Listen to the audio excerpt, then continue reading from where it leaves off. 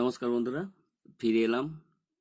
গত রাত্রে প্রাকৃতিক দুর্যোগের জন্য বিদ্যুৎ একেবারে বিচ্ছিন্ন, তাই আজকে বোর্ড ওয়ার্ক করে আমাদের ভাষা এবং উপভাষা সম্পর্কে যে আলোচনা চলছিল সেটি সম্পন্ন করতে পারিনি।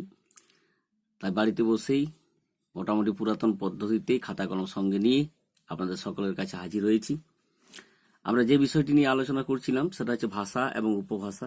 এই প্রসঙ্গে ভাষা এবং উপভাষা সম্পর্ক, ভাষা ও উপভাষার মধ্যে পার্থক্য, তার দুটি রূপের কথা আমরা বলেছিলাম, কথ্য রূপ এবং লেখ্য রূপ। সেই কথ্য রূপ সম্পর্কে ইতিমধ্যে আমাদের আলোচনা করা হয়েছে। 5টি যে ভৌগোলিক সীমানায় উপভাষাকে ভাগ করা হয়েছে তাদের নিজস্ব বৈশিষ্ট্য, ধ্বনিতাত্ত্বিক এবং রূপতাত্ত্বিক বৈশিষ্ট্য সহকারে বিস্তারিতভাবে এবং সংক্ষিপ্ত আকারে সেটি আলোচনা করা হয়েছে। আজকে মূলত আমাদের আলোচনার বিষয় হচ্ছে লেখ্য উপভাষা সম্পর্কে। তো এই লেখ্য উপভাষা সম্পর্কে আলোচনার পূর্বে আমরা বলবো যে কালগতভাবে বাংলা ভাষার যে শ্রেণী বিভাজন, সেই শ্রেণী বিভাজনে আমরা বাংলা ভাষার 3টি স্তর পেয়েছি। অর্থাৎ বাংলা সাহিত্যের ঐতিহাসিকেরা এই বাংলা সাহিত্যের ইতিহাসকে 3টি স্তরে ভাগ করেছেন: আদিযুগ, মধ্যযুগ এবং আধুনিক যুগ। তো আদি ও মধ্যস্তরে বাংলা ভাষার স্বরূপ বিশ্লেষণের জন্য আমাদের একান্তভাবে কাব্য সাহিত্যের চর্চার উপর নির্ভর করতে হয়। বাংলা ভাষার আধুনিক স্তরে ছাপাখানার প্রতিষ্ঠা এবং গদ্য সাহিত্যের উদ্ভবের ফলে আমরা সমকালে প্রচলিত ভাষার একটা আদর্শ রূপের সন্ধান পেয়েছি। কিন্তু যে কাব্য ভাষা অবলম্বন করে আমরা প্রথম 2 স্তরের বাংলা ভাষা বিষয়ে অবহিত হয়েছি, আধুনিক স্তরে কিন্তু আমরা সেই কাব্য ভাষাকে সম্পূর্ণ উপেক্ষা করি। অথচ আধুনিক কালের কাব্য সাহিত্য প্রাচীন ও মধ্যযুগের কাব্য সাহিত্য অপেক্ষা অনেক সমৃদ্ধ ও বৈচিত্র্যপূর্ণ। তা সত্ত্বেও আমাদের এই প্রাচীন এবং মধ্যযুগের সাহিত্যকে কখনোই উপেক্ষা করা উচিত নয়। তো এখানে মূলত আমাদের আলোচনার বিষয় হচ্ছে পদ্য সাহিত্য। মূলত প্রাচীনকালে যে সাহিত্য আমাদের রচিত হয়েছে, আমাদের বাংলা সাহিত্যের প্রাচীনতম নিদর্শন চর্যাচর্য বিনিশ্চয় এখনো পর্যন্ত। তো তারপরে মধ্যযুগে শ্রীকৃষ্ণ কীর্তন থেকে শুরু করে রায়গুণাকর ভারতচন্দ্রের অন্নদামঙ্গল কাব্য পর্যন্ত আমরা যে সাহিত্য পাচ্ছি, সেখানে তত্ত্বকথা হোক, ইতিহাস হোক, আখ্যান হোক, সবকিছুতেই কিন্তু কাব্য সাহিত্যের উপরেই লিখিত হয়েছে। এবং এই কাব্য সাহিত্যের উপর লিখিত হয়েছে। কাব্য সাহিত্য মূলত কি গান করার উদ্দেশ্যে রচনা করা হয়েছে। আমরা পরবর্তীকালে দেখব যে কৃষ্ণদাস কবিরাজ রচিত শ্রী চৈতন্য চরিতামৃত কাব্য বাংলা সাহিত্যের প্রথম পঠনীয়। সেই কাব্য শুধুমাত্র গান করার উদ্দেশ্যে লেখা হয়নি, সেই কাব্য যাতে শিক্ষিত মানুষ পড়ার সুযোগ পায় সেই জন্য লেখা হয়েছিল। তবু সেখানে তত্ত্বকথা থেকে শুরু করে যাবতীয় সাধ্য সাধন তত্ত্ব, শ্রী রাধা তত্ত্ব সমস্ত কিছুই কিন্তু কাব্যের আকারে বর্ণনা করা হয়েছে। তো যাই হোক, আমরা এই পদ্য সাহিত্যের কিছু বৈশিষ্ট্য একটু দেখে নিই যে পদ্য সাহিত্যের বৈশিষ্ট্যটা কি। পদ্য সাহিত্যের বৈশিষ্ট্য হচ্ছে যে প্রাচীনকাল থেকেই কবিতা ধারায় আমাদের ভাষায় স্থিরীকৃত হয়ে যায় বলেই কবিতার ভাষা গদ্য ভাষার মতো সমকালোচিত পরিবর্তন লাভ করতে পারে না। তার ফলে কি হয়, কবিতায় এমন বহু শব্দ ব্যবহৃত হয় সেগুলো সমকালীন কথ্য ভাষায় কিংবা গদ্য ভাষায় হয়তো অপ্রচলিত রয়ে গেছে। বাংলা কাব্যে ব্যবহৃত এরূপ শব্দ অনেক, যেমন অমিয়া, আছিল, এটা প্রাচীন শব্দ, যেমন অমিয়া, আছিল, ঠিক আছে, অমিয়া, আছিল। এছাড়াও আছে উর, নিঠুর ইত্যাদি শব্দ। ঠিক আছে, তো এই শব্দগুলি প্রাচীন শব্দ।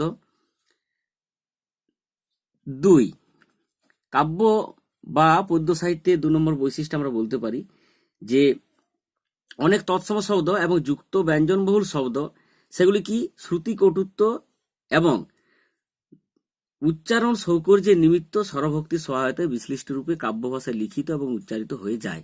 অর্থাৎ আমরা যুক্তাক্ষরগুলিকে অনেক সময় ভেঙে ভেঙে উচ্চারণ করি। যুক্তাক্ষরের বৈশিষ্ট্য হচ্ছে কি তার মাঝে কোনো স্বরধ্বনি না থাকা, যাতে আমাদের উচ্চারণ করতে সুবিধা হয় এবং শুনতে খুব ভালো লাগে। সেই জন্য আমরা অনেক সময় কি করি, তার মাঝে একটা স্বরধ্বনি এনে যোগ করি। এই প্রক্রিয়াকে বলা হয় স্বরভক্তি বা বিপ্রকর্ষ বা মধ্যস্বরাগম। এটি কাব্য ভাষায় কিন্তু খুব প্রচলিত। যেমন শক্তি থেকে শকতি, জন্ম থেকে জনম। তাহলে আমি বলতেই পারি যে তারে বহিবারে দাও শকতি, তাহলে শক্তি, এই শক্তি থেকে হয়ে গেল শকতি। জন্ম থেকে জনম, জন্ম তার থেকে জনম। বৈষ্ণব সাহিত্যে পাবো আমরা আধো জনমহাম নিদে গঙ্গা ইলু জোড়া শিশু কতদিন গেলা নিধুবনে রমণী রসরঙ্গে মা তুলু তোহে ভজব কোন বেলা। এই জন্ম থেকে জনম, এরা কাব্য সৌকর্যের জন্য এবং শ্রুতি মাধুর্যের জন্য এই স্বরভক্তি ব্যবহার কাব্য সাহিত্যে লক্ষ্য করা যায়। এছাড়া 3 নম্বর পয়েন্টে আমরা বলতে পারি যে কর্ম সম্প্রদানে গদ্য ভাষায় কে বিভক্তি ব্যবহৃত হয়। গদ্য ভাষাতে কে বিভক্তি, কিন্তু কাব্য ভাষায় অর্থাৎ পদ্য সাহিত্যে কি হয়, তার জায়গায় রে, রয়েকারে রে কিংবা এ রে কিংবা এ বিভক্তির বহুল প্রয়োগ দেখা যায়। যেমন আমি তো তোমারে চাহিনু জীবনে, অর্থাৎ তোমাকে, এই তোমাকে শব্দটির পরিবর্তে এখানে রে কে বিভক্তি আছে, তার পরিবর্তে হলো তোমারে। এই কাব্য ভাষার এটি একটি বৈশিষ্ট্য। এছাড়া আমরা বলতে পারি 4 নম্বরে কিছু সর্বনাম শব্দ, সেই সর্বনাম শব্দগুলি গদ্য সাহিত্যে কিন্তু ব্যবহৃত হয় না, শুধু কাব্য সাহিত্যে আমরা ব্যবহার করি। যেমন মোর, মম, মোর, মম, তব, ঠিক আছে, মোরা ইত্যাদি। এই সর্বনামগুলি শুধুমাত্র কাব্য সাহিত্যে আমরা ব্যবহার করি। এরপরে বিশেষ এবং বিশেষণকে ক্রিয়ারূপে ব্যবহার, অর্থাৎ যাকে আমরা বলেছি নাম ধাতু। এই নাম ধাতুর বহুল ব্যবহার আমাদের এই কাব্য সাহিত্যে লক্ষ্য করা যায়। নাম ধাতু কিন্তু গদ্য সাহিত্যে খুব একটা প্রচলন নেই। মধুসূদন দত্ত তার মেঘনাদবধ কাব্যে প্রচুর নাম ধাতুর ব্যবহার করেছেন, যেমন নীরবিলা, তরুরাজ, নিমন্ত্রিলা। এই যে নীরব, নীরব এটি কিন্তু ধাতু নয়, ঠিক আছে। বিশেষ এবং বিশেষণ পদগুলিকে আমরা কি ধাতুর মতো ব্যবহার করি এবং ক্রিয়াপদ রূপে তার ব্যবহার করি, এটাকে বলা হয় নাম ধাতু। আরেকটি বড় বৈশিষ্ট্য হচ্ছে কি, যে যাকে আমরা গুরু চণ্ডালী দোষ বলি, অর্থাৎ সাধু এবং চলিত রীতির মিশ্রণ। এই সাধু এবং চলিত রীতির মিশ্রণ গদ্য সাহিত্যে দেখা যায় না এবং এটা খুব দোষের কারণ হিসেবে ধরা হয়। কাব্য সাহিত্যে কিন্তু এই গুরু চণ্ডালী দোষ আমরা পাই। যেমন আর কত দূরে নিয়ে যাবে মোরে হে সুন্দরী। তাহলে কাব্য সাহিত্যের সঙ্গে গদ্য সাহিত্যের অনেক পার্থক্য আছে। এবং আরেকটি যে মূল পার্থক্য, যেটাকে আমরা বলছি যে বাক্যের পদক্রম, অর্থাৎ সাধারণত গদ্য ভাষায় কর্তা, তারপরে কর্ম, তারপরে ক্রিয়াপদ, এইভাবে কিন্তু বিন্যস্ত করা হয়। কিন্তু কাব্য সাহিত্যের ক্ষেত্রে এর শৈথিল্য দেখা যায়, অর্থাৎ এতটা কড়াকান্তি নেই, সেই ব্যাপারটা আর কি। যেমন কহিতরে আমি শোন রে অবোধ, ঠিক আছে, এটা একটা বৈশিষ্ট্য কাব্য সাহিত্যের। নম্বর 8 নম্বর পয়েন্ট আমরা বলতে পারি যে গদ্য ভাষায় ননর্থক না, এইগুলোকে অব্যয় আমরা বলি। এই ননর্থক না সাধারণত ক্রিয়াপদের পরে বসে, আমি যাব না, খাবো না ইত্যাদি ইত্যাদি। কিন্তু কাব্য সাহিত্যে অর্থাৎ পদ্য সাহিত্যে কি হয়, এই ননর্থক না বাক্যের যে কোনো জায়গায় বসতে পারে, তার স্বাধীনতা আছে।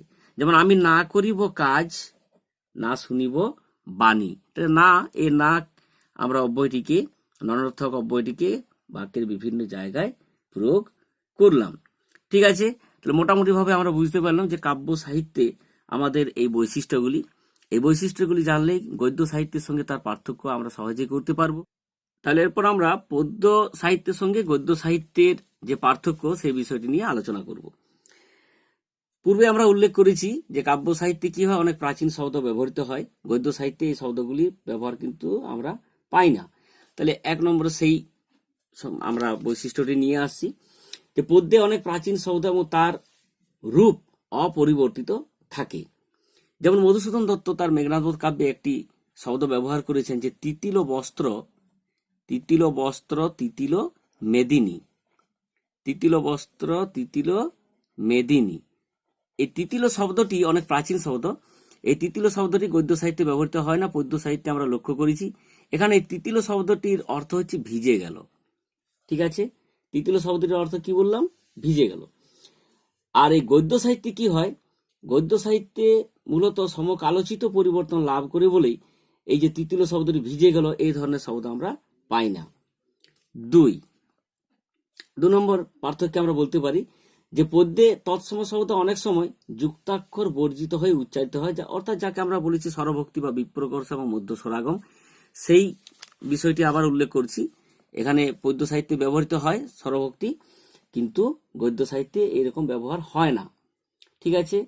আর পদ্য সাহিত্যে কি হয়, বিশেষ্য এবং সর্বনামের সঙ্গে কতকগুলি বিশেষ শব্দ, বিভক্তি বা অনুসর্গ ব্যবহৃত হয়। যেমন মাঠের যতনা রাখাল ডাকিয়া তব সনে দেই মিতালি, মিতালি পাতিয়া। তাহলে এখানে এই যে সনে শব্দটি পেলাম, এই সনে শব্দটি কিন্তু গদ্য সাহিত্যে ব্যবহৃত হয় না, এটি শুধুমাত্র পদ্য সাহিত্যেই ব্যবহৃত হয়। এই সনে এটাকে আমরা অনুসর্গ হিসেবে ব্যবহার করেছি, তো তার পরিবর্তে সনে গদ্য সাহিত্যে কি বলি, সঙ্গে। এই সনে শব্দটি হয়ে গেল সঙ্গে, এটি গদ্য সাহিত্যে ব্যবহৃত হয়, আর সনে শব্দটি হয় পদ্য সাহিত্যে অর্থাৎ কাব্য কবিতায়। ঠিক আছে। আর আগে বলেছি যে সর্বনাম শব্দ যেমন মোর, মম, তবা, তব, মোরা, তথি, হেন ইত্যাদি ইত্যাদি যে সর্বনামগুলি আছে সেগুলি শুধু কাব্য সাহিত্যে ব্যবহৃত হয়, এগুলি কিন্তু গদ্য সাহিত্যে ব্যবহার হয় না। তারপর হচ্ছে 4 নম্বরে আমরা বলতে পারি যে সাধু এবং চলিত ভাষার মিশ্রণ পদ্যে ত্রুটি রূপে ধরা হয় না, যাকে আমরা গুরু চণ্ডালী দোষের কথা বললাম। সাধু এবং চলিত রীতির মিশ্রণ গুরু চণ্ডালী, ঠিক আছে, গুরু চণ্ডালী, কিন্তু গদ্য সাহিত্যে গুরুতর ত্রুটি হিসাবে একে ধরা হয়। তারপরে চলে আসে 5 নম্বর পয়েন্টে, পদ্য সাহিত্যে কর্তা কর্ম ক্রিয়া এর বিন্যাস কিন্তু মানা হয় না, গদ্য সাহিত্যে মানা হয়, যদিও বর্তমানে এই পার্থক্যটি অনেকটাই শিথিল হয়ে আসছে। আর নাম ধাতুর ব্যবহার বললাম যে পদ্য সাহিত্যে লক্ষ্য করা যায় বেশি, কিন্তু গদ্য সাহিত্যে নাম ধাতুর ব্যবহার হয় না। আরেকটি কি বৈশিষ্ট্য বলেছিলাম, যে ক্রিয়াপদের সঙ্গে ননর্থক না, এটি কি হয়, গদ্য সাহিত্যে ক্রিয়াপদের পরে বসে, ঠিক আছে, কিন্তু কাব্য ভাষায় তার ব্যতিক্রম ঘটতে পারে। এই গেল আমাদের পদ্য ও গদ্য রূপের পার্থক্য, বৈশিষ্ট্য। অর্থাৎ পার্থক্যটি যদি আমরা জেনে রাখি তাহলে বৈশিষ্ট্যটি সহজে খুঁজে পাবো, আবার বৈশিষ্ট্যটি যদি আমরা মনে রাখি তাহলে পার্থক্য করতে পারবো সহজেই। ঠিক আছে, আবার ফিরে এলাম। আমরা এই লেখ্য সাহিত্যকে দুটি ভাগে ভাগ করেছি, পদ্য এবং গদ্য। এই গদ্য সাহিত্যকে আবার দুটি ভাগে ভাগ করা হচ্ছে, এটি সাধু এবং আরেকটি হচ্ছে চলিত। তাহলে সাধু ও চলিত, এখন আমরা এই সাধু ভাষা এবং চলিত ভাষা সম্পর্কে আলোচনা করব। তো সাধু ভাষা বিষয়টি কি একটু বলে দিই, আর চলিত ভাষা বিষয়টি কি একটু বলে দিই। অর্থাৎ আমরা সহজেই একটা বিষয় এখানে উল্লেখ করছি, আমরা নিজেরা যখন বাড়িতে থাকি, আমরা যে সমস্ত পোশাক পরিচ্ছদ ব্যবহার করি, আমরা কোনো উৎসব অনুষ্ঠানে যখন যাই কিংবা কোনো প্রতিষ্ঠানে যাই, তখন কিন্তু সেই পোশাক পরিচ্ছদগুলি আমরা ব্যবহার করি না। তার পরিবর্তে আমরা কি করি, একটু শৌখিন বা আভিজাত্যপূর্ণ বা অভিজাত একটু পোশাক ব্যবহার করি। তো আমাদের ভাষার ক্ষেত্রে কিন্তু এই বিষয়টিও লক্ষ্য করা যায়। আমরা যখন নিজেদের মধ্যে কোনো মনের ভাব প্রকাশ করি, তখন আমাদের যে মৌখিক ভাষা অর্থাৎ কথ্যরূপ, আগেই আমরা আলোচনা করেছি, সেই কথ্যরূপের সাহায্যে আমরা মনের ভাবটা প্রকাশ করি। অনেক সময় কি হয়, শিক্ষিত মার্জিত ভদ্র ব্যক্তি যারা আছেন তারা কিন্তু দৈনন্দিন তারা যে ভাষা ব্যবহার করেন সেখানেও এই মার্জিত রূপটিকে বজায় রাখার চেষ্টা করেন। তো যাই হোক, এই সাধু এবং চলিত ভাষার যে পার্থক্য আমাদের জীবনাচরণের মতোই, অর্থাৎ সাহিত্যে এক ধরনের ভাষার সৃষ্টি হলো, যার সাহায্যে কি হলো, একটা গুরু গাম্ভীর্যপূর্ণ এমন এক ভাষা যেটা পণ্ডিত সমাজের মানুষেরা ব্যবহার করতেন। এবং চলিত ভাষা হচ্ছে কি আমাদের জীবন্ত ভাষা, অর্থাৎ দৈনন্দিন জীবনে সচরাচর যে ভাষায় আমরা কথা বলি। তো যাই হোক, এখন এই সাধু ভাষা সম্পর্কে আমরা আলোচনা করব। প্রথমে আমরা চলে আসছি সাধু ভাষা। তাহলে এই সাধু ভাষা বিষয়টা একটু বুঝে নিই। প্রাচীন বাংলা সাহিত্যে চর্যাপদ এবং শ্রীকৃষ্ণ কীর্তন এই দুটি কাব্য, অর্থাৎ শ্রীকৃষ্ণ কীর্তন কাব্য এবং চর্যাপদ খণ্ড খণ্ড কিছু কবিতা, তো যাই হোক কাব্য হিসাবে আমরা ধরছি, এই দুটি কাব্য মূলত কথ্য ভাষাতেই রচিত হয়। কিন্তু কি হলো, যখন মধ্যযুগে আমরা প্রবেশ করলাম, এই মধ্যযুগে হিন্দু ব্রাহ্মণ্য সংস্কৃতির প্রবল প্রভাবে বাংলা ভাষায় ঝাঁকে ঝাঁকে সংস্কৃত বা তৎসম শব্দের অনুপ্রবেশ ঘটে। তৎসম শব্দ প্রবেশ ঘটলো, ঠিক আছে, রামায়ণ, মহাভারত এবং ভাগবতের অনুবাদ সেই অনুপ্রবেশের পথ কি করলো, নির্মাণ করে দেয়। মঙ্গল কাব্যে যখন আমরা যাচ্ছি, মঙ্গল কাব্যে কি দেখলাম, দুটোর সংমিশ্রণ আমরা লক্ষ্য করলাম। তারপর 19বিংশ শতাব্দীর সূচনায় যখন বাংলা গদ্যের উদ্ভব হলো, তখন তার ভাগ্য রচনার ভার পড়েছিল কাদের উপর, সেই সংস্কৃতজ্ঞ পণ্ডিত ব্যক্তি যারা ছিলেন এবং আরবি ফার্সি প্রেমী মুন্সিগণের হাতে। ফলে কি হলো, এই প্রচুর সংস্কৃত বা তৎসম শব্দ এবং জটিল জটিল যে ক্রিয়াপদ, অনুসর্গ ইত্যাদি ছিল তাদের সমাবেশে সেদিনে সেই শিশু বাংলা গদ্য হয়ে উঠেছিল জটিল এবং কৃত্রিম। তাই বাংলা সাধু ভাষা নামে পরিচিত হলো। অর্থাৎ পণ্ডিত সমাজের যে ভাষা, অর্থাৎ এখানে জটিল জটিল ক্রিয়াপদ, তৎসম শব্দ ইত্যাদি প্রয়োগের ফলে যে ভাষা সৃষ্টি হলো তাকে আমরা বলছি সাধু ভাষা। মৃত্যুঞ্জয় বিদ্যালঙ্কারের হাত ধরেই এই ধারার সূচনা হয়েছিল। তারপর এই সাধু গদ্যের আরো যুক্তি নির্ভর দৃঢ় বিনোদ্য রূপ রচনা করেন রাজা রামমোহন রায়।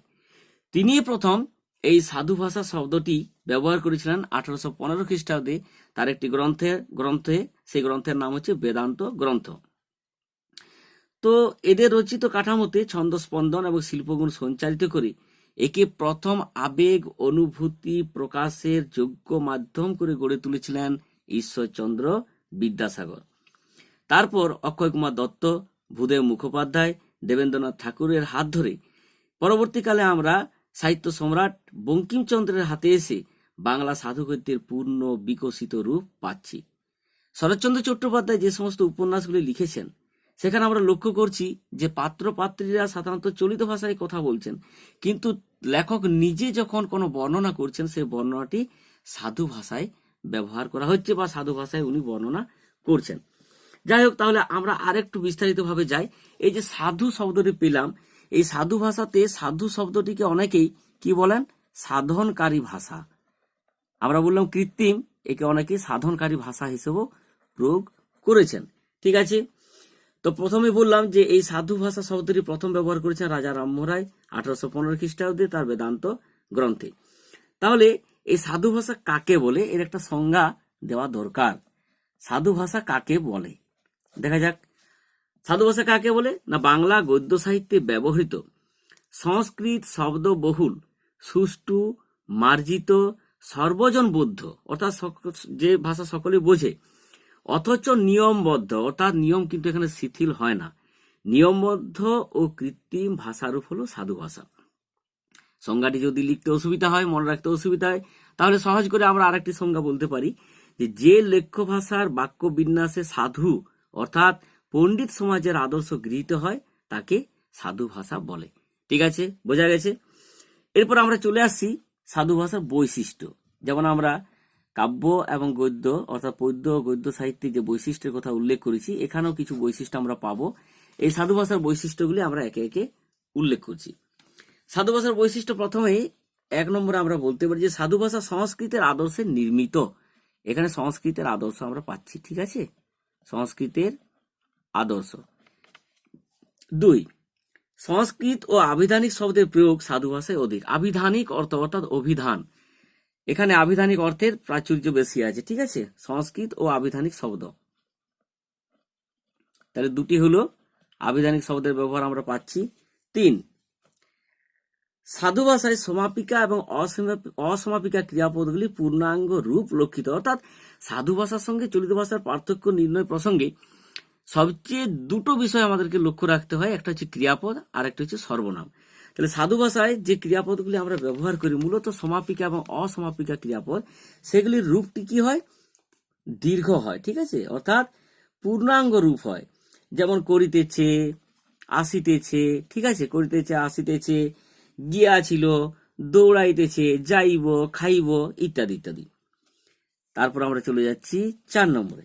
এই সাধু ভাষাতে সর্বনাম পদের পূর্ণাঙ্গ রূপ ব্যবহৃত হয়। যেমন তাহাদের, আমাদিগকে, তাহাদিগকে, যাহারা ইত্যাদি ইত্যাদি। এই সর্বনামের রূপ আমরা পাই।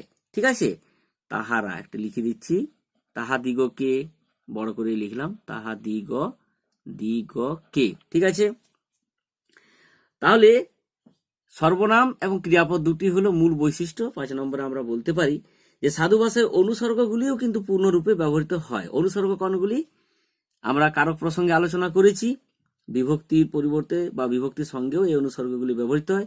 অর্থাৎ একটি শব্দ তার পূর্বে শব্দটিকে স্পষ্ট বা নির্দিষ্ট করে দেয়। তাহলে অনুসর্গ কোনগুলি এখানে সাধু ভাষায় কিভাবে আমরা ব্যবহার করেছি, যেমন হইতে, কর্তৃক, ইত্যাদি। ঠিক আছে, হইতে, কর্তৃক, এগুলি আমরা সাধু ভাষায় ব্যবহার করে থাকি। এরপর আমরা বলতে পারি যে সন্ধি এবং সমাসবদ্ধ পদের দীর্ঘ রূপ এই ভাষায় ব্যবহৃত হয়। সন্ধি এবং সমাসবদ্ধ পদ, আমরা সমাস আলোচনা প্রসঙ্গে সমাসবদ্ধ পদ বা সমস্ত পদ প্রসঙ্গটি আলোচনা করেছি। অর্থাৎ একাধিক পদের সঙ্গে যাদের অর্থগত সম্পর্ক থাকে সেখান থেকে নিয়ে আমরা একটা ছোট পদ তৈরি করি। যেমন কৌতূহলাক্রান্ত, কৌতূহলাক্রান্ত, তাহলে এখানে শব্দটিকে সমাসবদ্ধ পদটিকে ভাঙলে আমরা কি পাবো? কৌতূহল যুক্ত আক্রান্ত। ঠিক আছে, এরপর 7 নম্বর পয়েন্টে বলতে পারি যে কথ্য ভাষা, উপভাষা এবং বিদেশি ভাষা শব্দকে পরিহার করা হয় এই সাধু ভাষায়। এখানে কথ্য ভাষা, কোনো উপভাষা বা বিদেশি ভাষাকে কখনোই সম্মান দেওয়া হয় না। ঠিক আছে, তাহলে আমরা মূলত এই সাধু ভাষার বৈশিষ্ট্যগুলি আলোচনা করলাম। এরপরে আমরা চলে যাচ্ছি চলিত ভাষাতে। ঠিক আছে, চলিত ভাষা, এই চলিত ভাষার ইতিহাসটা একটু বলে নি সংক্ষেপে। আমরা বলেছি পূর্ববর্তী যে ভিডিও সেখানে আলোচনা করেছি যে ইংরেজ সিভিলিয়াররা যখন ভারতবর্ষে শাসন কার্য পরিচালনার জন্য এলো, তো তারা তো আমাদের ভারতবর্ষের এই ভাষা সম্পর্কে একেবারে কিছুই জানতো না, তাদেরকে নতুন করে শেখানোর প্রয়োজন হলো। এই জন্য 1800 খ্রিস্টাব্দে ফোর্ট উইলিয়াম কলেজ প্রতিষ্ঠা করা হলো। সেই ফোর্ট উইলিয়াম কলেজে একটা পণ্ডিত সমাজ গড়ে উঠলো মূলত উইলিয়াম কেরির নেতৃত্বে, এবং মৃত্যুঞ্জয় বিদ্যালঙ্কার, চণ্ডীচরণ মুন্সী, রামরাম বসু সকলেই ছিলেন। তো বাংলা গদ্য সাহিত্যের সূচনা হলো 19 শতাব্দীতে। 1801 খ্রিস্টাব্দে আমরা প্রথম যে গদ্য গ্রন্থ পাচ্ছি তার নাম হচ্ছে রাজা প্রতাপাদিত্য চরিত্র। এর পাশাপাশি শ্রীরামপুরে আমরা দেখছি যে ছাপাখানা তৈরি হলো। তো মূলত খ্রিস্টান মিশনারিদের কি উদ্দেশ্য ছিল? যে ছাপাখানা করে ওরা কি করলো, ওল্ড টেস্টামেন্ট এবং নিউ টেস্টামেন্ট, এই বাইবেল যদি ছাপার অক্ষরে প্রকাশ করা হয় তাহলে অন্য সমাজ থেকে বা অন্য ধর্মাবলম্বী মানুষদেরকে সহজেই খ্রিস্টান ধর্মে নিয়ে আসা যাবে। কিন্তু এরা ভুল বুঝেছিল, ব্যাপারটা তো সহজ ছিল না। কিন্তু পরোক্ষভাবে তারা কিন্তু এই মিশনারিরা আমাদের খুব সাহায্য করলেন এবং আমাদের খুব উপকার করলেন। কিভাবে? কারণ আমরা ছাপাখানা পেলাম। অর্থাৎ মধ্যযুগের যে পুঁথি, সেই পুঁথির যুগ শেষ হলো এবং হাতে লেখা পুঁথির যুগ শেষ হলো। তারপরে আমরা ছাপার অক্ষরে এই সমস্ত গ্রন্থগুলি পেলাম। কোন গ্রন্থ? সেখানে মুগ্ধবোধ, কৃত্তিবাসী রামায়ণ ইত্যাদি ইত্যাদি আমরা ছাপার অক্ষরে পেলাম। তাহলে এই যে একটা সূচনা হলো লিখিত সাহিত্য এবং ছাপাখানা বা ফোর্ট উইলিয়াম কলেজে পণ্ডিত সমাজের মধ্যে বিভিন্ন গ্রন্থ রচনার যে প্রয়াস, তার ইতিহাসটা আমরা বললাম যে ধীরে ধীরে রাজা রামমোহন রায়, তারপরে আমরা পেলাম ঈশ্বরচন্দ্র বিদ্যাসাগরকে, তিনি সেই গদ্য সাহিত্যের মধ্যেও একটা ছন্দস্পন্দ খুঁজে পেলেন, ধ্বনি ঝঙ্কার খুঁজে পেলেন এবং কাব্য সাহিত্যের মতোই এই গদ্য সাহিত্যকে মধুর করে তুললেন। পরবর্তীকালে বিভিন্ন প্রাবন্ধিকের হাত ধরে আমরা গদ্য সাহিত্য পাচ্ছি। বঙ্কিমচন্দ্র চট্টোপাধ্যায়ের হাত ধরে আমরা একেবারে সাহিত্যের পূর্ণ বিকশিত রূপ পেয়ে গেলাম। পূর্বেই উল্লেখ করেছি শরৎচন্দ্র চট্টোপাধ্যায় যখন উপন্যাস লিখছেন, সেই উপন্যাসে যখন তিনি বর্ণনা করে যাচ্ছেন, সেই বর্ণনাগুলি মূলত সাধু ভাষায় আছে, কিন্তু তার সৃষ্ট যে চরিত্র, সেই পাত্র পাত্রীরা মূলত চলিত ভাষায় কথা বলছে। এরপরে আমরা দেখছি যে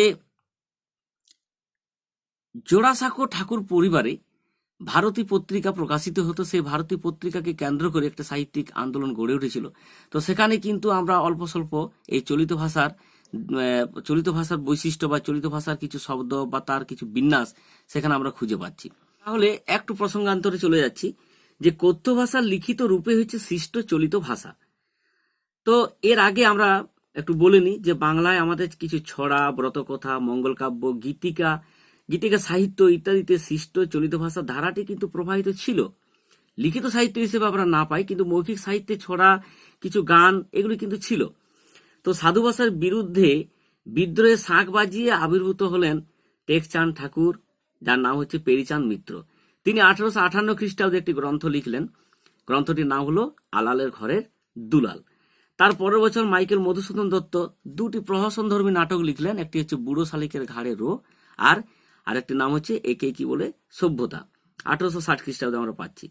তারপরে আমরা পাচ্ছি কালীপ্রসন্ন সিং এর হুতম পেচার নকশা। এখানেও কিন্তু এই চলিত ভাষার একটা ছাঁদ, একটা রূপ, একটা আদল কিন্তু আমরা খুঁজে পাচ্ছি। যদিও একেবারে আনুষ্ঠানিকভাবে চলিত ভাষায় জয়যাত্রা তখনও শুরু হয়নি। পরবর্তীকালে আমরা স্বামী বিবেকানন্দের বাংলা ভাষায় লেখা একটি পুস্তক প্রাচ্য ও পাশ্চাত্য, সেখানে এই চলিত ভাষার রূপ খুঁজে পাবো।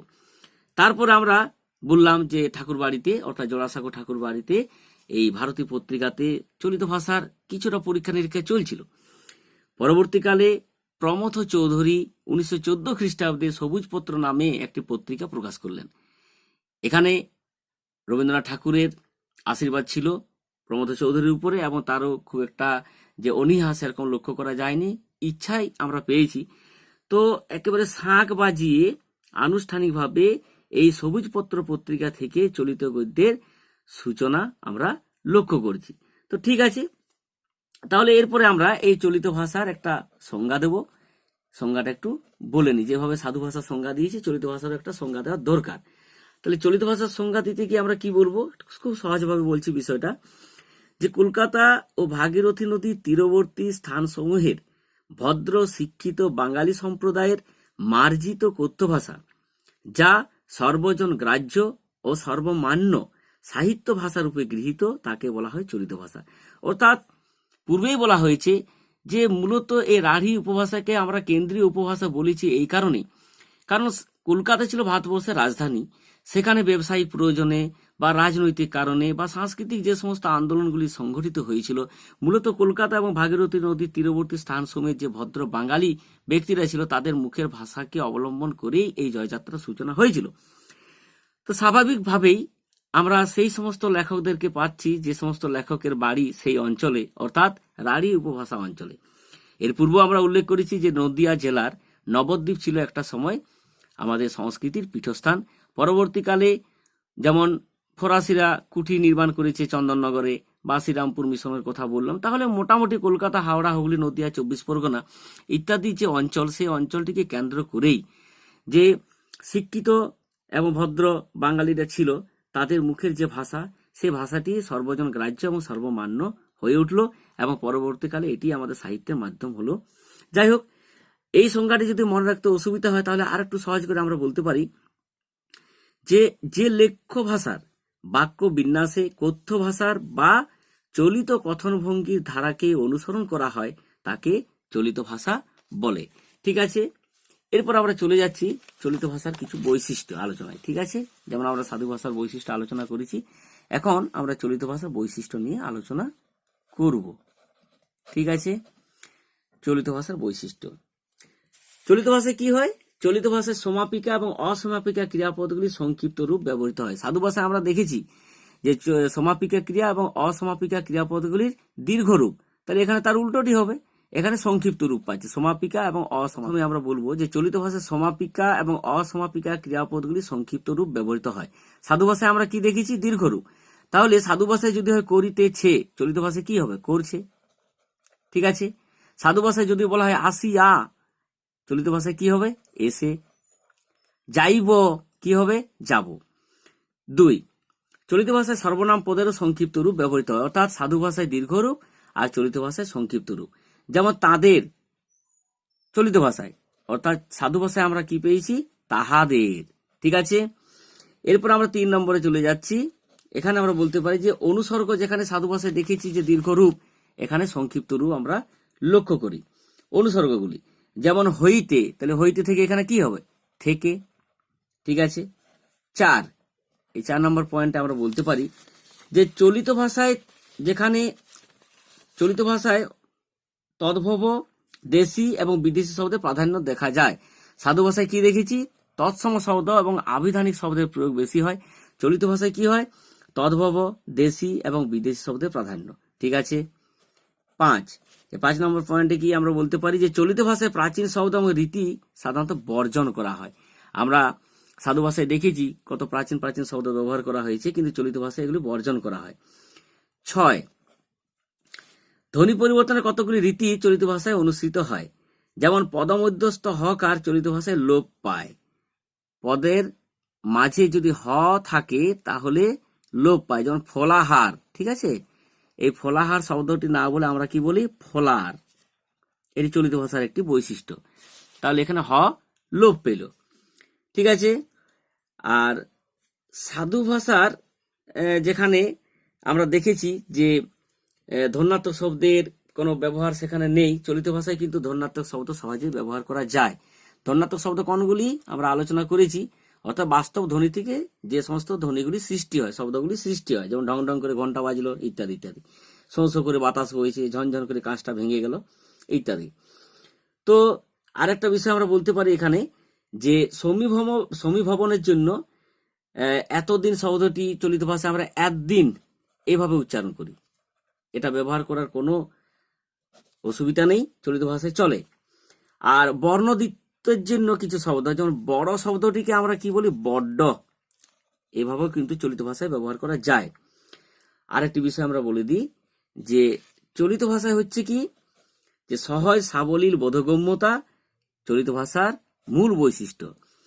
আর সাধু ভাষায় কি হয়, গুরু গাম্ভীর্যপূর্ণ আমরা চাল সেখানে পাই এবং প্রকাশের কৃত্রিমতা বলা হয় সেটাকে। ঠিক আছে, তাহলে আমরা এই চলিত ভাষার সংজ্ঞা এবং বৈশিষ্ট্য আলোচনা করলাম। তাহলে সাধু ভাষা এবং চলিত ভাষার যে বৈশিষ্ট্য আমরা পেলাম, সেই বৈশিষ্ট্যের নিরিখে এরপর আমরা সাধু গদ্য ও চলিত গদ্যের ভাষাতাত্ত্বিক পার্থক্য আলোচনা করতে পারি। এটা ভাষাতাত্ত্বিক পার্থক্য, সাধু ভাষা এবং চলিত ভাষা ভাষাতাত্ত্বিক পার্থক্য। বিষয়টা কিছু নয়, পূর্বেই বললাম, যদি বৈশিষ্ট্য জানা থাকে তাহলে পার্থক্য লেখা খুব সহজ, আর পার্থক্য জানা থাকলে বৈশিষ্ট্য লেখা খুব সহজ। এক, সাধারণত সাধু ভাষার শব্দ ভাণ্ডারে তৎসম শব্দ বেশি, কিন্তু চলিত ভাষায় তদ্ভব দেশি বিদেশি শব্দের আধিক্য দেখা যায়। ঠিক আছে, অর্থাৎ তৎসম, অর্ধ তৎসম, তদ্ভব শব্দ ভাণ্ডার বিষয়ে এগুলো আমরা আলোচনা করেছি। যেমন আমরা বললাম যে কৃষ্ণ, এই কৃষ্ণ শব্দটি তৎসম শব্দ, এটি মূলত সাধু ভাষায় ব্যবহৃত হয়, কিন্তু চলিত ভাষায় আমরা কৃষ্ণের পরিবর্তে ক্যাস্টও বলতে পারি, কানাইও বলতে পারি। ঠিক আছে, তো তাহলে একদিকে সাধু ভাষার আমরা দেখছি যে তৎসম শব্দের ব্যবহার বেশি, অন্যদিকে চলিত ভাষায় তদ্ভব দেশি বিদেশি শব্দের আধিক্য বেশি। তবে এই পার্থক্যটিও কিন্তু বর্তমানে অনেকটাই শিথিল হয়ে গেছে। দুই, সমাসযুক্ত এবং তদ্ধিত প্রত্যয় নিষ্পন্ন ঝঙ্কারমুখ শব্দের প্রয়োগ সাধু ভাষায় কি হয়, গম্ভীর এবং আভিজাত্যপূর্ণ হয়ে উঠে। ঠিক আছে, অন্যদিকে স্বরসঙ্গতি, অভিশ্রুতি প্রভৃতি ধ্বনি পরিবর্তনের নিয়ম মেনে চলিত ভাষায় আমরা কি দেখেছি, যে অপেক্ষাকৃত গতিশীল এবং জীবন্ত। ঠিক। নম্বর 3, সাধু ভাষায় সর্বনামের পূর্ণ বিস্তৃত রূপ ব্যবহৃত হয়, যেমন তাহা, যাহা, তাহার, যাহার, তাহাদিগকে, আমাদিগকে ইত্যাদি ইত্যাদি। কিন্তু চলিত ভাষায় কি হয়, এই সর্বনামের সংক্ষিপ্ত রূপ ব্যবহৃত হয়, যেমন তা, যা, তার, যার, তাদের ইত্যাদি। 4 নম্বর আমরা বলতে পারি যে সাধু ভাষায় ক্রিয়াপদের রূপ পূর্ণাঙ্গ এবং সুনির্দিষ্ট, অর্থাৎ সুনির্দিষ্ট করা আছে, এর ব্যতিক্রম হয় না। করিয়াছি, হইতেছিল, আসিয়া, করিতাম, দৌড়াইয়া ইত্যাদি ইত্যাদি। কিন্তু চলিত ভাষায় আমরা তার পরিবর্তে কি ব্যবহার করি, সংক্ষিপ্ত রূপ, করেছি, দৌড়িয়ে, করতাম ইত্যাদি ইত্যাদি। ঠিক আছে, এরপর আমরা 5 নম্বর পয়েন্টে বলতে পারি যে বিভক্তির বদলে ব্যবহৃত কতকগুলি অনুসর্গেও সাধু ভাষা ও চলিত ভাষার মধ্যে পার্থক্য রয়েছে।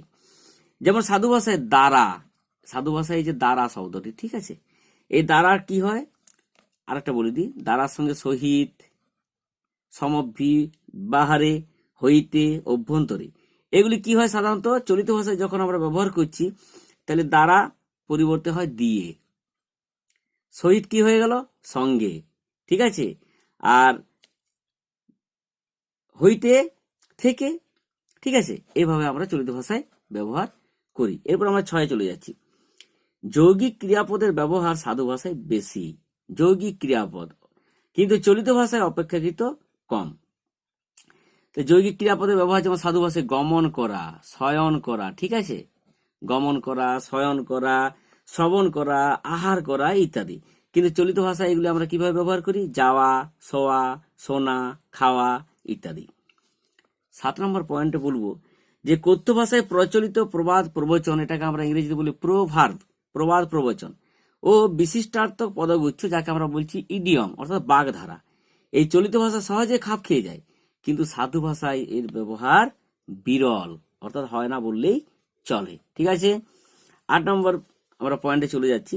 সাধু ভাষায় বাক্যে কর্তা, কর্ম, ক্রিয়া, ঠিক আছে, কর্তা, কর্ম এবং ক্রিয়া এই বিন্যাসটা সাধারণত রক্ষা করা হয়। বাক্যের পদক্রম প্রসঙ্গে আলোচনা করা হয়েছে। চলিত ভাষায় অনেকটাই শিথিল, অনেকটাই নমনীয়। তাহলে বোঝা গেল এই সাধু এবং চলিত গদ্যের যে ভাষাতাত্ত্বিক পার্থক্য মূলত আমরা আলোচনা করলাম। এরপর একটি টুকরো বিষয় আমাদের রয়ে গেল, সেই টুকরো বিষয়টি এখানে আলোচনা করছি যে সাধু ভাষা থেকে চলিত ভাষায় যখন আমরা রূপান্তর করব, সাধু থেকে চলিত, এই সাধু থেকে চলিত ভাষায় রূপান্তর করার সময় কি কি নিয়ম আমাদেরকে মেনে চলতে হয়, একটু সংক্ষেপে আমি বিষয়টা বলে দিচ্ছি। তাহলে সাধু থেকে চলিত ভাষায় রূপান্তর করতে গেলে প্রথমে আমাদেরকে দেখতে হবে যে সেই বাক্যের মধ্যে তৎসম শব্দ আছে কিনা। যদি তৎসম শব্দ থাকে তাহলে সেই তৎসম শব্দের পরিবর্তে বহু প্রচলিত কি করব আমরা, তদ্ভব, দেশি বা বিদেশি শব্দ ব্যবহার করব, তাহলে চলিত ভাষায় রূপান্তর করা সহজ হবে। ঠিক আছে। 2, যেখানে সাধু ভাষায় ক্রিয়া এবং সর্বনামের দীর্ঘ রূপ প্রচলিত আছে, সেই রূপগুলিকে সংক্ষিপ্ত করতে হবে। আমার তো বৈশিষ্ট্য জানাই আছে, সেই বৈশিষ্ট্য জানলে এখানেও কিন্তু সহজেই এই বিষয়টা আমরা বুঝতে পারবো। 3, সংস্কৃত প্রত্যয় নিষ্পন্ন দীর্ঘ সমাসবদ্ধ পদের পরিবর্তে যেগুলি বড় বড় পদ আমরা বললাম, সমবিবাহারে, ঠিক আছে, কৌতূহলাক্রান্ত ইত্যাদি ইত্যাদি, এই শব্দগুলির পরিবর্তে যথাসম্ভব আমরা পরিচিত দেশি, বিদেশি এবং তদ্ভব শব্দ ব্যবহার করতে পারবো, অর্থাৎ করা চলে। হয়তো দেখা গেল সেই ধরনের শব্দ আমরা পাচ্ছি না, তাহলে কি হবে, যদি উপযুক্ত দেশি এবং তদ্ভব শব্দ না পায় তাহলে ওই দুরূহ এবং স্বল্প পরিচিত তৎসমের পরিবর্তে যেগুলো বহু প্রচলিত শব্দগুলি, খুব প্রচলিত আর কি, সেই সমস্ত তৎসম শব্দ ব্যবহার করা চলে। ঠিক আছে। এরপরে উল্টো বিষয়ে আমরা যাচ্ছি, অর্থাৎ চলিত ভাষা থেকে সাধু ভাষায় রূপান্তরের নিয়মাবলী, চলিত থেকে সাধু ভাষা, তাহলে উল্টোটা হবে, এতক্ষণ যে বিষয়গুলি বললাম তার উল্টোটি হবে। এখানে কি হবে, দেখবো আমরা প্রথমেই যে চলিত ভাষাতে দেশি, বিদেশি, তদ্ভব এবং ধন্যাত্মক শব্দ আছে কি না।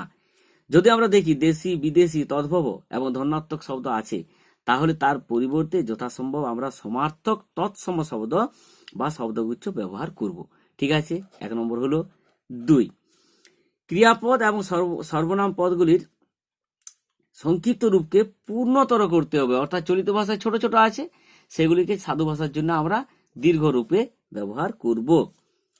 3, চলিত ভাষায় ইডিয়ম অর্থাৎ বাগধারার কথা বললাম, তথা বিশিষ্টার্থক শব্দগুচ্ছ অর্থাৎ প্রভাব যেগুলো আমরা বলেছি, তার পরিবর্তে সম অর্থবোধক তৎসম শব্দ বা শব্দ সমষ্টি ব্যবহার করতে হবে, কেননা সাধু ভাষায় এই প্রভাব, ইডিয়ম ইত্যাদি চলে না।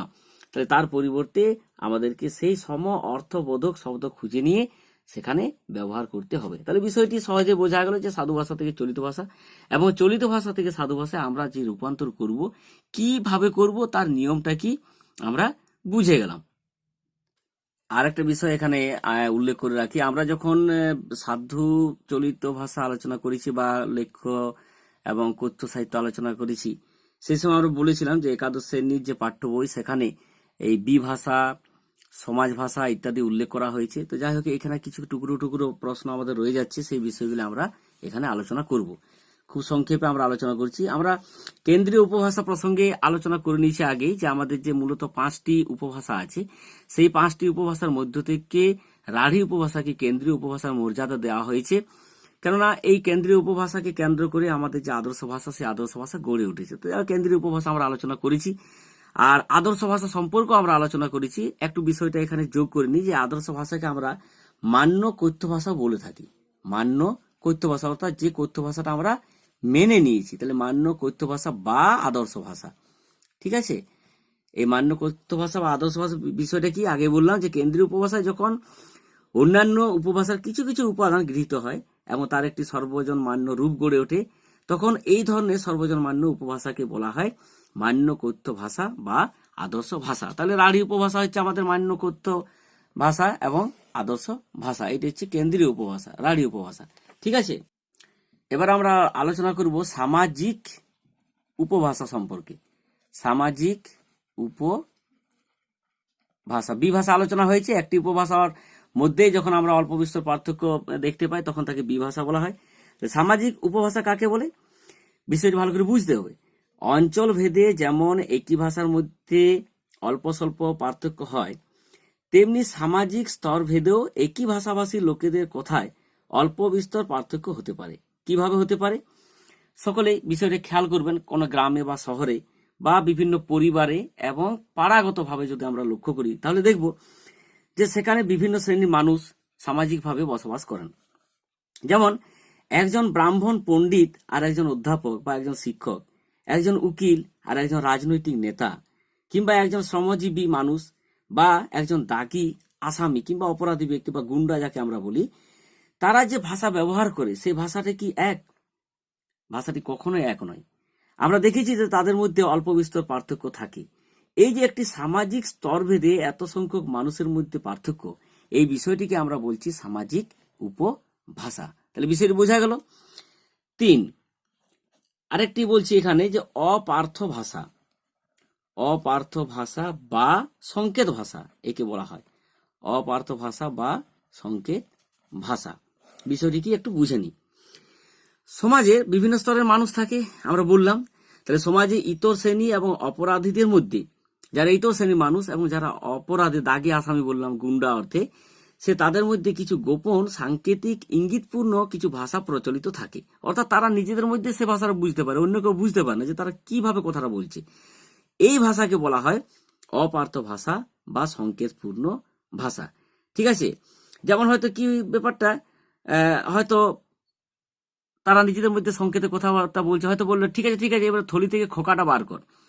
এই খোকা মানে কি এটা হয়তো আপনি আমি কেউ বুঝতে পারলাম না, কিন্তু তারা নিজেরা বুঝে গেল। খোকা অর্থে এখানে বোমা, খোকা মানে বোমা অর্থে ব্যবহার করা হয়, অর্থাৎ ওটা তাদের নিজেদের ভাষা। ঠিক আছে, এটা হচ্ছে সংকেত ভাষা। যাই হোক, বিষয়টি বোঝা গেল। এরপর আমরা চলে যাচ্ছি 4 নম্বরে, ইতর শব্দ। ইতর শব্দ, ভদ্র আর ইতর এইভাবে আমরা ব্যবহার করি। ইতর বা অভদ্রজনের মধ্যে এমন কিছু শব্দ বা শব্দগুচ্ছ প্রচলিত থাকে যার ব্যবহার সমাজে শিক্ষিত ভদ্রজনের মধ্যে নিন্দনীয় বলে বিবেচিত হয়। শিক্ষিত মানুষ এগুলো নিন্দা করে, কিন্তু ইতর শ্রেণীর মানুষেরা সহজেই সেগুলি ব্যবহার করে। যেমন মাল খাওয়া। এই মাল খাওয়া কথাটির অর্থ কি? মদ্যপান করা। ঠিক আছে, কিন্তু ভদ্র শ্রেণীর মানুষ এটা পছন্দ করে না। এই মাল খাওয়া অর্থে মদ্য পান করা। ঠিক আছে, তো বিষয়টি বোঝা গেল। আবার হয়তো বললাম চামচে। এই চামচে কথাটির অর্থ কি না পরের তোষামোদকারী ব্যক্তি বা অনুগামী। তাহলে বিভিন্ন ধরনের শব্দ আমরা পাচ্ছি। আরেকটি বিষয় এখানে উল্লেখ করব, সেটি হচ্ছে খণ্ডিত শব্দ। খণ্ডিত শব্দ, খণ্ডিত শব্দটার মধ্যে এই খণ্ডিত নামকরণের মাধ্যমে আমরা বুঝতে পারছি খণ্ড অর্থাৎ টুকরো। কি হয়? ভদ্র ইতর নির্বিশেষে সর্বসাধারণের দ্রুত উচ্চারণ এবং ব্যবহারের সুবিধার জন্য অনেক সময় কোনো বড় শব্দের অংশবিশেষ কেটে বাদ দিয়ে শুধু তার একটা অংশকে আমরা নিয়ে সেই গোটা শব্দের অর্থে ব্যবহার করি। বুঝা গেল বিষয়টা? পুরো একটি শব্দ, যেমন একটি আমি বলছি যে মাইক, এই শব্দটি আমরা প্রায়ই ব্যবহার করি যে মাইক। এই মাইক শব্দটি পুরো বিস্তৃত রূপ কি? মাইক্রোফোন। ঠিক আছে, তাহলে মাইক্রোফোন এই পুরো শব্দটি আমরা ব্যবহার না করে খণ্ডিত অর্থাৎ কেটে দিলাম, তার পরিবর্তে আমরা বললাম মাইক। এভাবে আমরা বলতে পারি যেমন মিনিমাম, একটি শব্দ মিনিমাম, এই মিনিমাম শব্দটি পুরোটি উচ্চারণ না করে আমরা খণ্ডরূপে উচ্চারণ করি, যেমন মিনি। ঠিক আছে, এছাড়া আমরা বলতে পারি যেমন ফোন। ফোন শব্দটা কিভাবে এসেছে? টেলিফোন থেকে, অর্থাৎ টেলিফোন পুরো শব্দটা না বলে আমরা শুধু বলি ফোন। তাহলে বিষয়টি বোঝা গেল। এরপর আমরা চলে যাচ্ছি 6, মুন্ডমাল শব্দ। মুন্ডমাল শব্দ বলতে আমরা কি বুঝি? তাহলে মুন্ড মানে কি? মুন্ড মানে হচ্ছে মাথা। ঠিক আছে, আর মাল অর্থে এখানে মালা, অর্থাৎ এমন কিছু শব্দ আছে সেই শব্দগুলিকে আমরা মুন্ডমাল শব্দ বলবো তখনই যখন দেখা যায় একটা বড় বাক্য বা বাক্যের অংশ থেকে টুকরো টুকরো ভাবে প্রত্যেকটির মাথাগুলিকে কেটে নেওয়া হলো, সেই মাথাগুলিকে আবার জুড়ে দেওয়া হলো, তার পরিবর্তে একটা শব্দ তৈরি হলো। ঠিক আছে, এটা আমরা মূলত কেন করি? দ্রুত ব্যবহারের জন্য করে থাকি এবং আমাদের উচ্চারণ করতে সুবিধা হয়, ব্যবহার করতে সুবিধা হয়। তাহলে দ্রুত ব্যবহারের সুবিধার জন্য অনেক সময় আমরা এই বিষয়টা করে থাকি যে একাধিক শব্দে গঠিত একটি নামকে বা পদগুচ্ছকে এমনভাবে ছোট করে নিই তাতে শুধু একটি মাত্র শব্দের অংশবিশেষ নেওয়া হয় না, ওই প্রত্যেকটি থেকে মাথাগুলিকে বা বর্ণগুলিকে নেওয়া হয়। মাথা অর্থে এখানে বর্ণ বা অক্ষর। ঠিক আছে, তারপরে সেগুলোকে যোগ করি, যোগ করে একটা মালার মতো তৈরি করি, সেই মালাটি হচ্ছে মুন্ডমাল শব্দ। এখন যেমন এই করোনা ভাইরাস সম্পর্কে হু শব্দটি আমরা সবসময় শুনতে পাচ্ছি, অর্থাৎ WHO। এর বিস্তারিত রূপ আমরা বলে দিচ্ছি যে ওয়ার্ল্ড হেলথ অর্গানাইজেশন। তাহলে ওয়ার্ল্ড হেলথ অর্গানাইজেশন, এই ওয়ার্ল্ডের ডব্লিউ হেলথের এইচ, অর্গানাইজেশনের ও, এই তিনটিকে নিয়ে আমরা একটি ছোট্ট শব্দ তৈরি করলাম মনে রাখার সুবিধার্থে। এটিকে বলা হচ্ছে মুন্ডমাল শব্দ। আমরা বাংলাতেও পাবো প্র না বি, অর্থাৎ প্রমথনাথ বিসি। ঠিক আছে, এইভাবে কিন্তু আমরা শব্দগুলিকে মালার মতো সাজিয়ে নিই, অর্থাৎ বর্ণ বা অক্ষরগুলিকে নিয়ে আমরা যে শব্দ তৈরি করছি তাকে বলা হচ্ছে মুন্ডমাল শব্দ। তাহলে বিষয়টি বোঝা গেল যে আমরা এই ভাষা এবং উপভাষা আলোচনা প্রসঙ্গে কত ধরনের বিষয় পেলাম। আশা করছি সকলের সামনে বিষয়টি পরিষ্কার হয়েছে। তাহলে সকলের উদ্দেশ্যে আবার সেই পুনরায় প্রথম যে অধ্যায়টা আমরা আলোচনা করেছিলাম, যে পৃথিবীতে কোনো ভাষায় ভালো বা মন্দ নয়, কোনো ভাষায় সুন্দর বা কুৎসিত নয়, এটা আমাদের একটি ভ্রান্ত ধারণা। অর্থাৎ বিভিন্ন অঞ্চলের নিজস্ব কিছু বৈশিষ্ট্য থাকে, তারা নিজস্ব ঘরোয়া কথাবার্তায় তাদের আঞ্চলিক রূপগুলিকে ব্যবহার করে, কিন্তু যখন তারা বিভিন্ন প্রতিষ্ঠানে যায়, সাহিত্য শিক্ষায়, আইন আদালতে যায়, তখন কিন্তু আদর্শ রূপটাকে ব্যবহার করে। তাহলে এই বিষয়টি কেউ জোর করে চাপিয়ে দেয়নি বা কোনো নিয়ম দ্বারা একে, আইনের দ্বারা একে প্রতিষ্ঠা করা হয়নি। আমাদের এই যে কথ্য রূপগুলি আছে, এই কথ্য রূপ থেকেই অভিব্যক্তির প্রেরণায় ধীরে ধীরে একটা আদর্শ রূপ গড়ে উঠেছে এবং সেই আদর্শ রূপ আমরা সহজেই মেনে চলছি। যাই হোক, বিষয়টি তাহলে সকলের কাছে পরিষ্কার হয়েছে। আশা করছি সকলের ভালো লেগেছে। সকলে ভালো থাকুন, সুস্থ থাকুন। ধন্যবাদ সকলকে।